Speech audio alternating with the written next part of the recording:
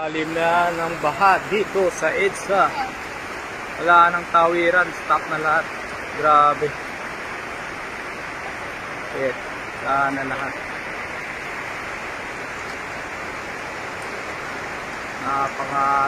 Kanya-kanyang diskarte at tao sumawid. Lakas pa ng buhos ng hangin. Grabe.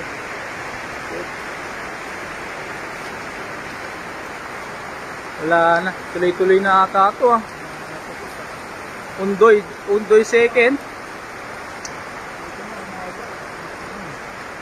Undoy second na to. Wawa na mga tao sa pasayeros.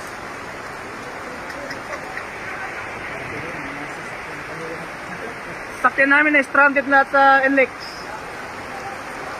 Yung mga 6:30 kasi kami dumating dito, yun pwede pa eh. Wala na ngayon sir.